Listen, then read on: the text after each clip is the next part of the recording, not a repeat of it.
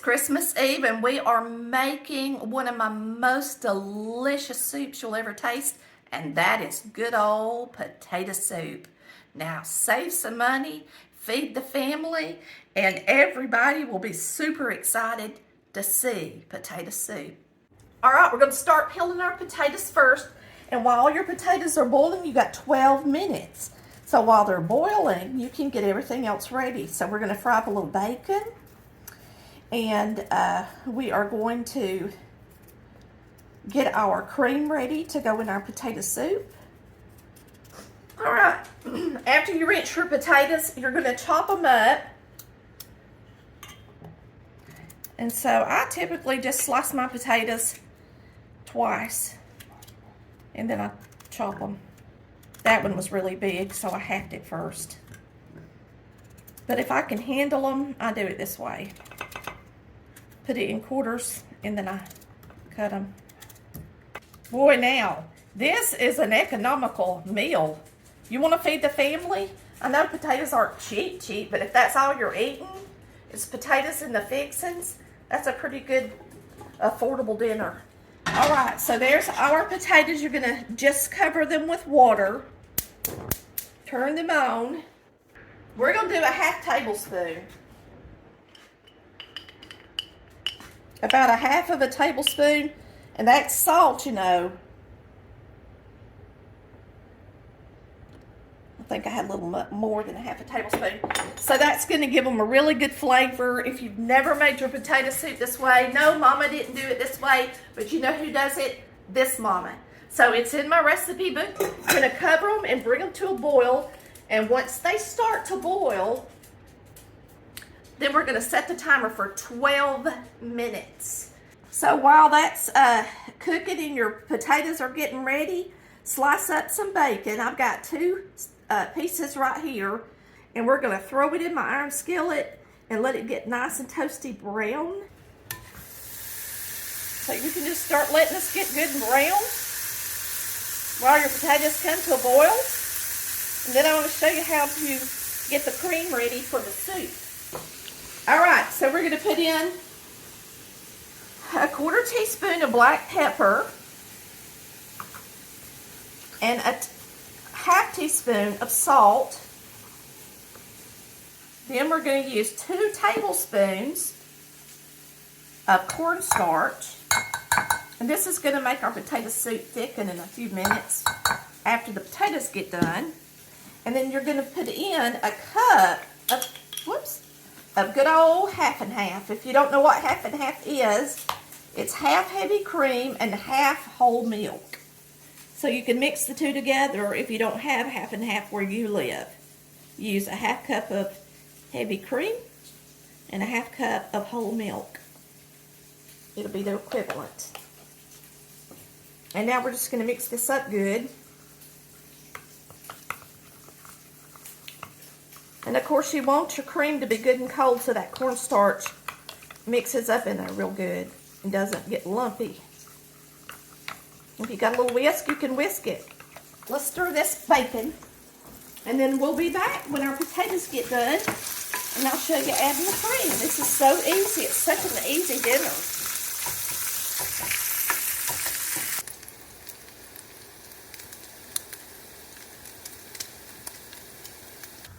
So we're going to get it in our pan right here. And our timer's about to go off. 38 seconds. Look at our pretty golden bacon. Pretty. And these should be good and done. After 12 minutes, you can fork it and see, just to be on the safe side. It's perfect. They should just be nice and soft. And you should be able to just stick a fork right through them. All right? We're going to put about 3 tablespoons of butter in it. And remember, it's got the bouillon in it. And now we're going to stir this really good and get this in here. And it's going to thicken up so pretty.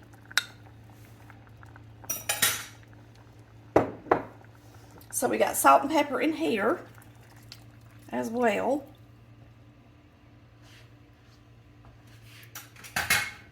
So there should be enough salt in it. Now I'm going to turn it up a little bit because you want this to get thick. So I'm going to turn the heat up so that cornstarch can thicken the soup. And that butter's melting in there. It's going to be so good, y'all. So that was cold, half and half going in. So that's why you're going to have to turn it up just a little bit. And as soon as it comes to a boil, it should get thick and it's ready to eat that fast. You can have this done, peeled, and on the table in 30 minutes, easy. Now, when I eat potato soup, I like to have a hunk of potato. I bet you do too. Not these tiny little potatoes. And I'm going to tell you, you can buy potato soup all day, but it ain't going to taste like this. Ooh, it's good when you make it like this. So we're going to take it off the iron brand over here, and I'm going to dip one plain potato soup, and then we're going to make one deluxe potato soup. I'm chopping up a little bit of green onion to go in one. I don't know if Chris wants it or not. Do you, Chris? Yeah, I'll probably have it. So we're going to dip one.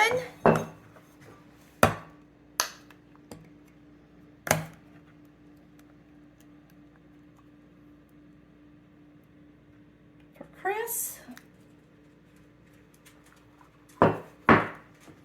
And one that's going to be deluxe. You want deluxe, Chris, or plain? You can just make the deluxe yours. Okay. All right, we're both getting a little green onion in ours. And then I'm just going to put some bacon in mine. Little cheese. There ain't no better comfort food than a good old bowl of potato soup. And I can guarantee you that if you try mine, and I'm not exaggerating, and you put these extras with it, it'll be the best potato soup you've ever had. I promise. Just try it. Hey y'all, welcome to Collard Valley Cooks. Nothing reminds me of my granny more than sweet potato pie and vegetable soup, because she put up vegetable soup every year and she always had it on the table. If the kids stayed for lunch, she would open a quart jar of her vegetable soup and give us a good old biscuit, and we would sop up that soup with our biscuit. And when I smell it even today, it reminds me so much of her. All right, y'all. Everybody loves good old vegetable soup with beef in it. We like ground beef in ours. And we are going to make the most delicious soup today and make us some good old cornbread. We're going to start with the soup, browning our ground beef, and then I'm going to show you what I put in my vegetable soup that makes it so good. And it's good to have when you brown sausage or ground beef, ground turkey or pork, whatever you're browning. We're going to let that simmer for a minute.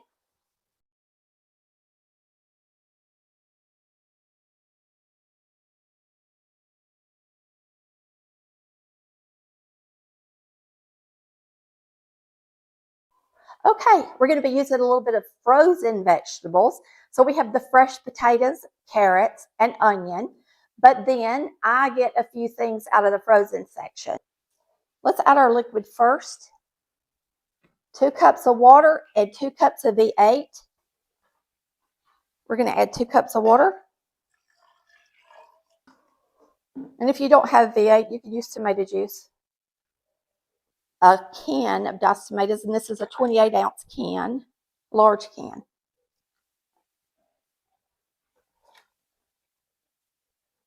So you got those good potatoes and carrots, delicious onion. Be good, y'all. We're going to use a tablespoon of Mrs. Dash, a tablespoon of Knorr beef bouillons granules. It's 1.5 cups of speckled butter beans, 1.5 cups of the corn,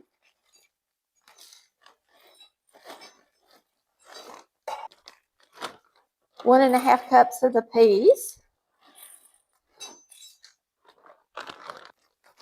1.5 cups of butter beans. These are the little ones. Butter peas is what they're called. We're going to add salt and pepper. We're going to use a 1/2 teaspoon of pepper and 1 1/2 teaspoons of salt. This is 3/4, so it's just 2 of these. And I think that's it. All right, we're going to add a little bit of water until everything's covered.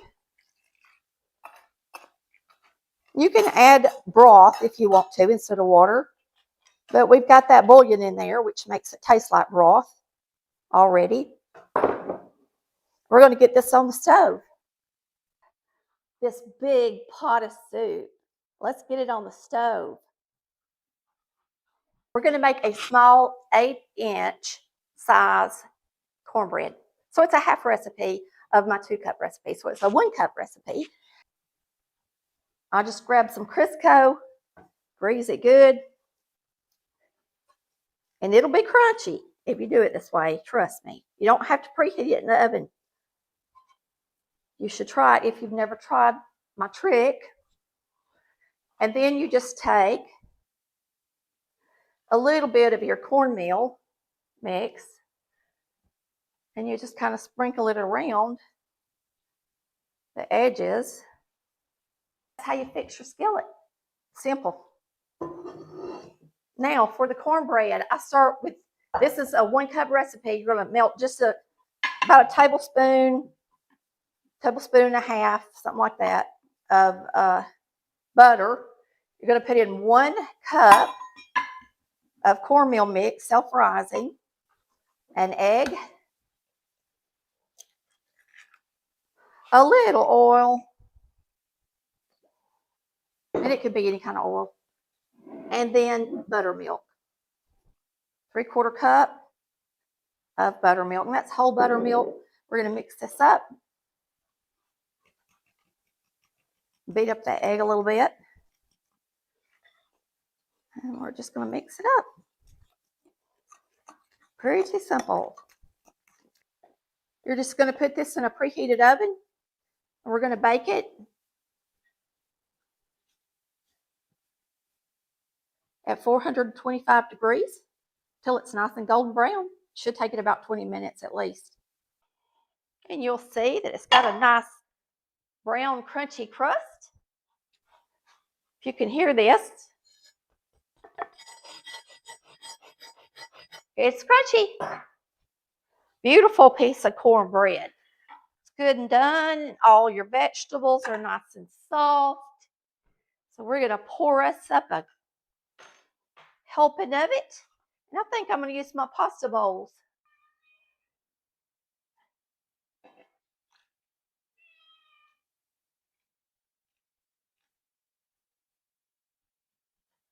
Got plenty of vegetables and beef. It looks delicious. Nothing better to me than a good old bowl of soup with cornbread. It reminds me of my granny more than anything.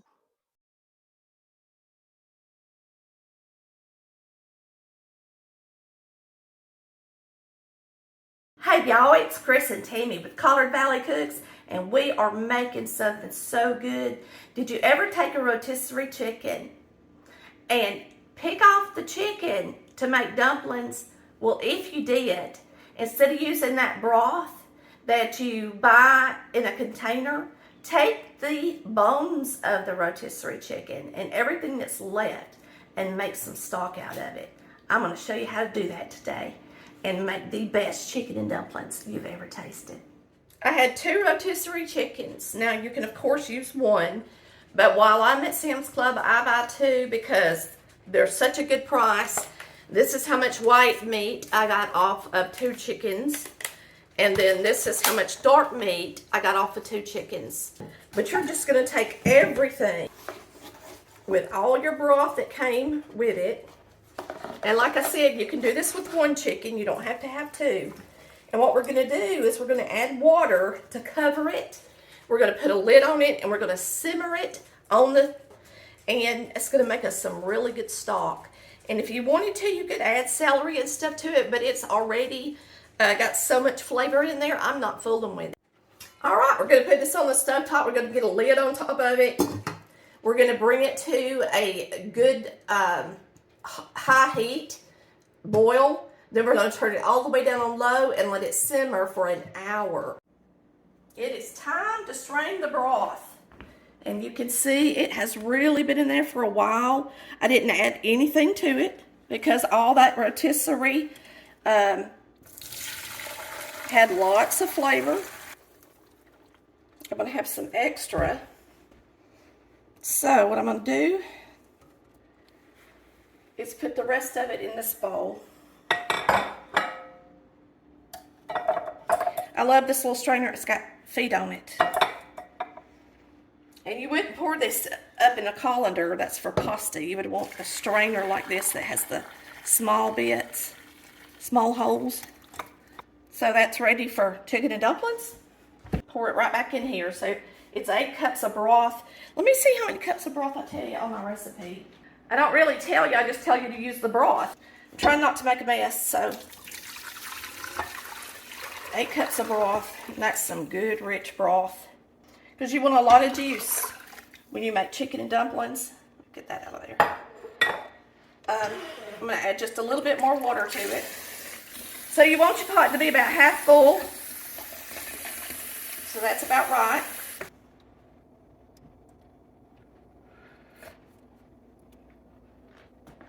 It is not salty enough. So what I'm going to do is I'm going to add 2 cans of cream of chicken soup, and this will salt it some. We'll just add some salt and pepper. It's got a really good flavor.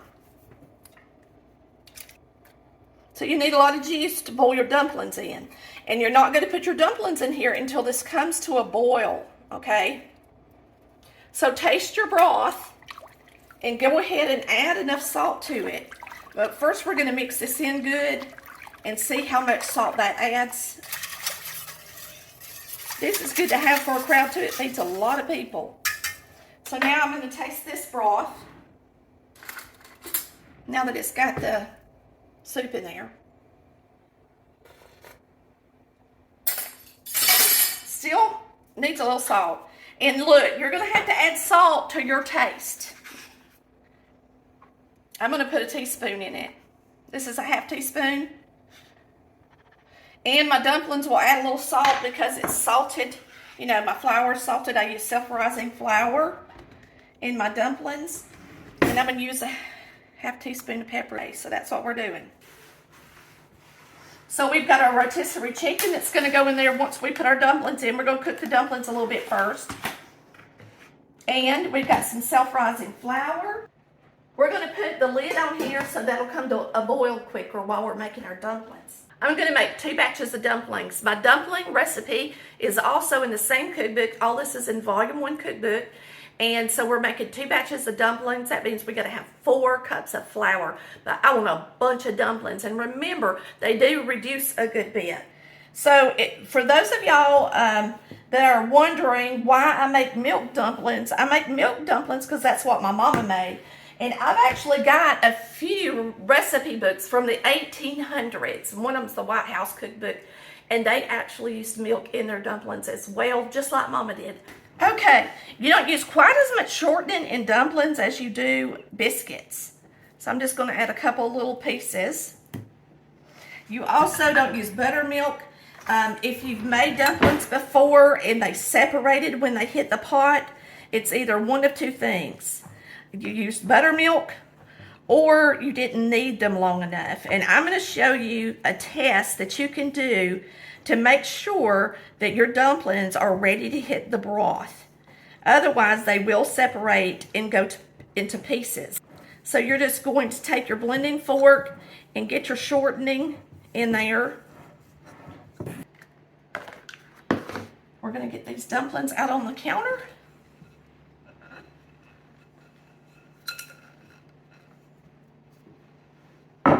Like so.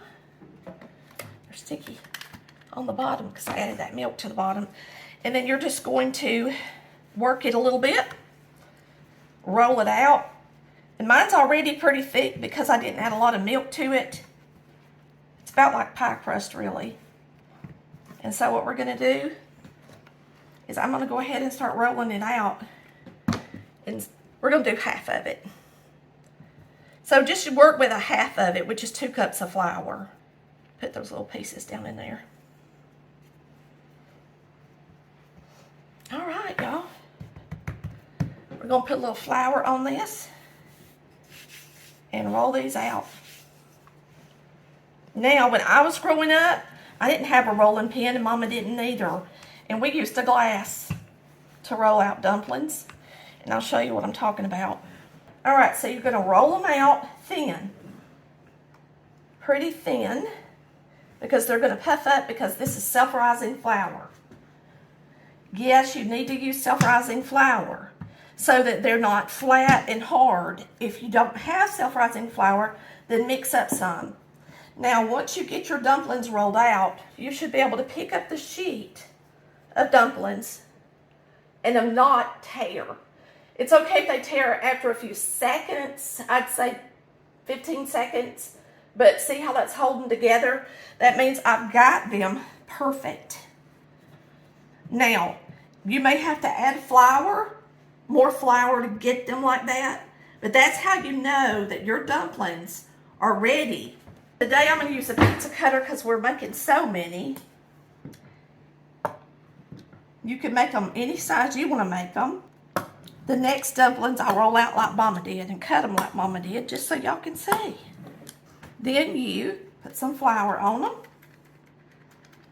And you want the flour on it because that's going to thicken your broth once it hits the pot.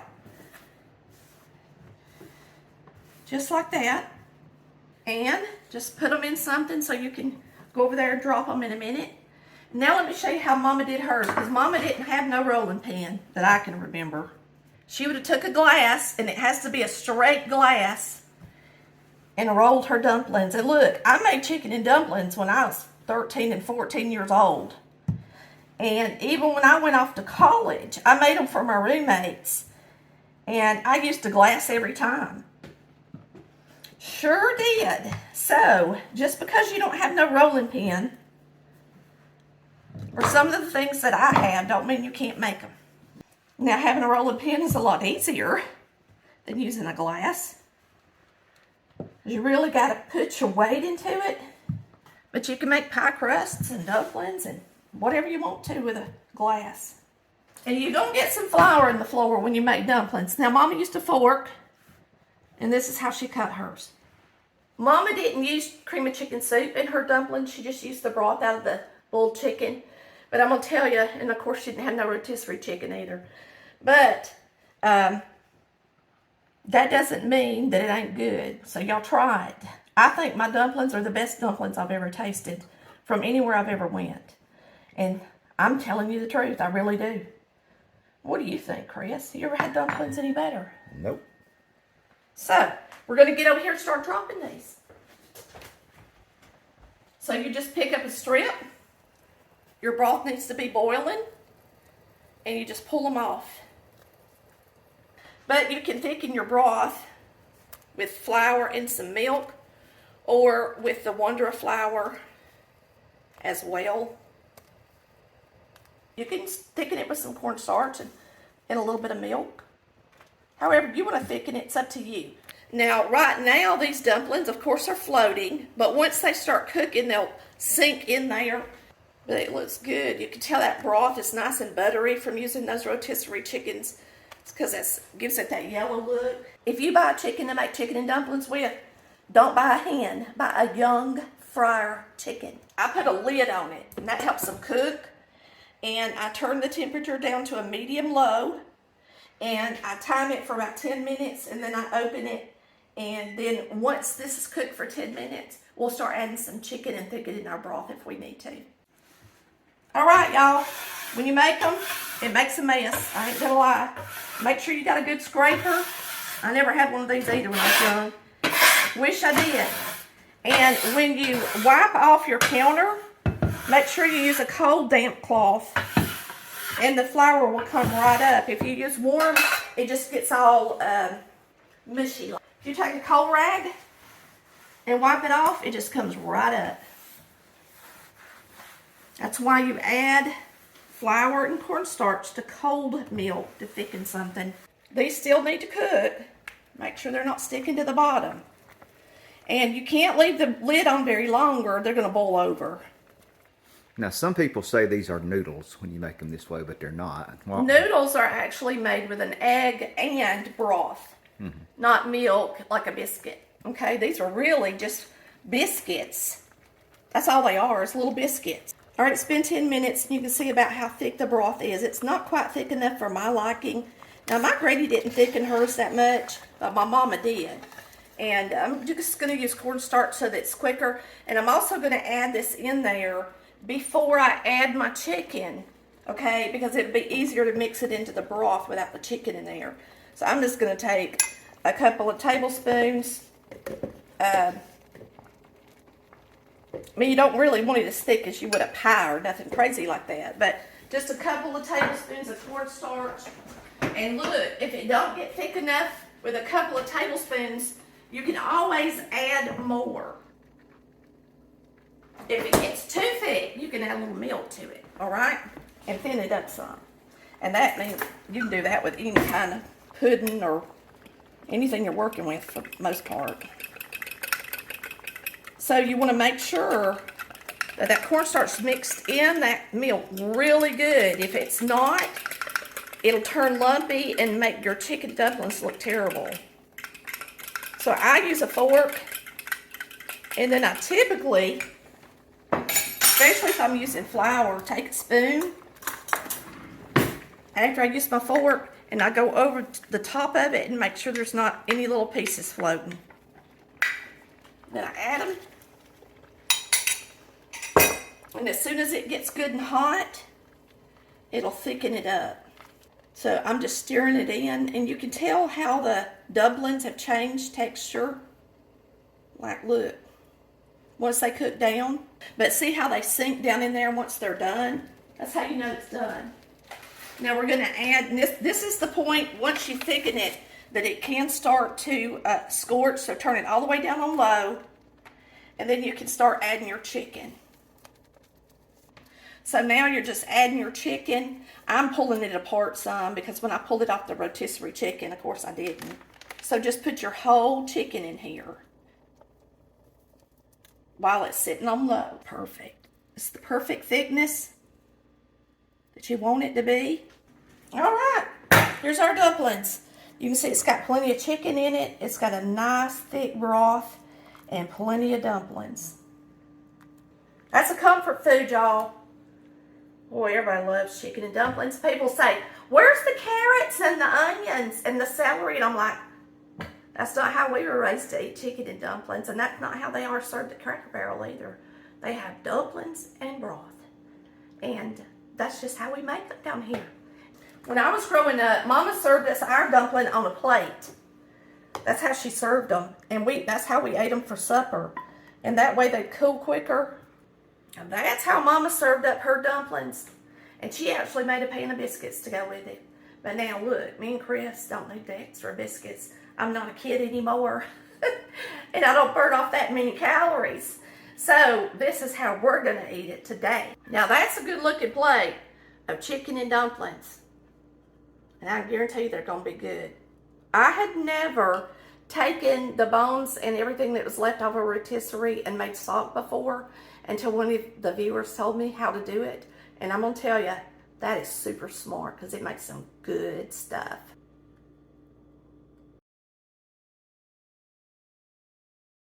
Today, we are making a delicious chicken noodle soup to warm you up. Me and Chris had already boiled the chicken. So we have got chicken broth that we're going to use first. And go ahead and get that in the pot getting hot while we chop up a couple of, chop up a couple of vegetables to go in it. So we're going to get over here to the pot. I'm going to turn it on and we're going to heat it up right quick. Now, we boiled a chicken. The good thing about making a chicken noodle soup is it don't have to be hard and you don't have to do everything the same day. A lot of people think they do. You don't. Boil your chicken one day and then make your soup another day. This one has butter in it because I added butter to the chicken that I boiled the last time. And so that's butter on the top. It gives it a good seal. If you want your broth to seal, you can put some butter in there when you boil it. And that way when you pour it up, it'll have a layer of butter at the top. It'll seal it.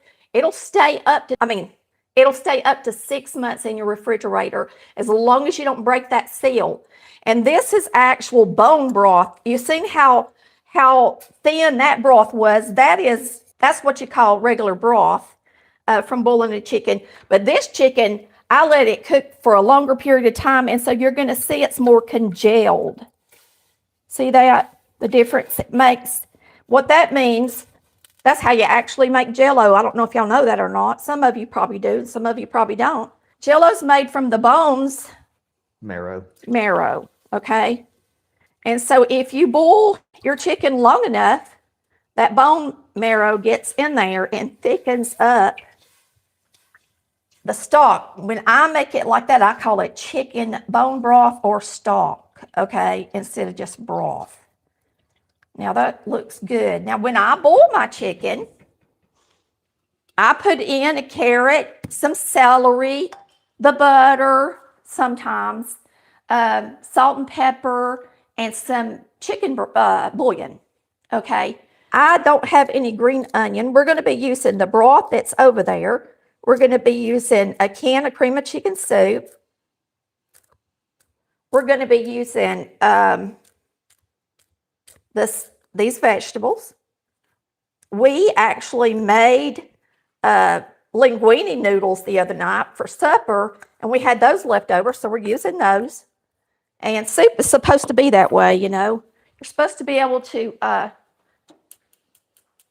let it be made up of everything you've already made. Empty out the refrigerator. Yes. And that's what's so good about doing stuff ahead of time. Now, if I'd have thought about it, I'd put some of that butter in the skillet for my vegetables that we put down in here already. But you know what? It'll be good regardless. So I'll put a little extra in here for our veggies. Now you can add other stuff to it if you want to, but nothing is better than butter. If you can't have butter, use olive oil. And I don't think bacon grease would be good in chicken noodle soup, but some of y'all probably use it because y'all like to use it in everything.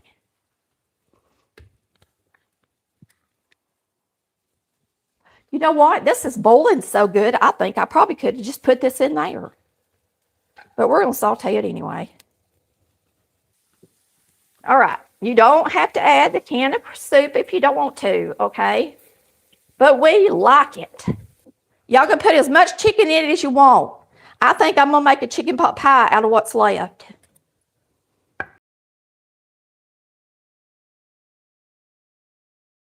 This Rachel Ray scraper.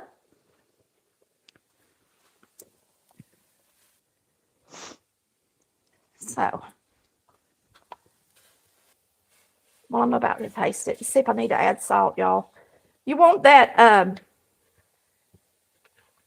cream of chicken soup to get mixed in there good before you taste it because it is salty. Y'all, this is good soup. I'm turning it up. Oh, it's so good already. Yum. I do need to add some salt. You think you ought to cut them noodles up? And some pepper. Big long noodles? I can. That's a lot of noodles, ain't it? Yeah. We Big. made a whole pound of noodles the other night, and we only ate one helping of it, I think. Did you eat it leftover at all? Yeah, we had some with it was just a lot of noodles. Sure was. That's perfect. Now, these linguine noodles are nice and wide for chicken noodle soup, y'all.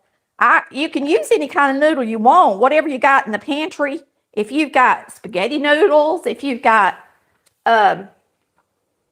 egg noodles, any of them will work good. Now we're going to add our veggies, y'all, that have been simmering in this butter.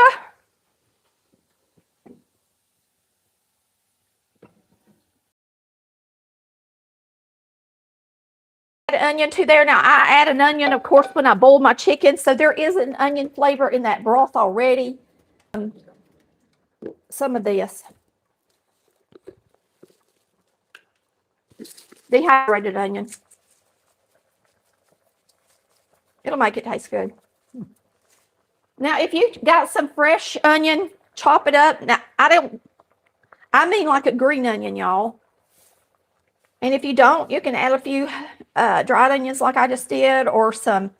I used to have some pansies. I don't know where it is. It's in here somewhere. I just don't know where I put it. I used to have some pansies shallots, and they were so good. All right, so we'll put some parsley in it too to make it pretty.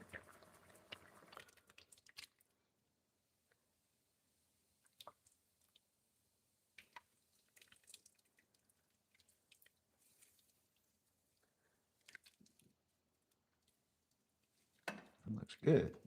Yeah, it does. I want a little bit more broth in this one. Look at all that butter floating on the top. You know that's going to be good.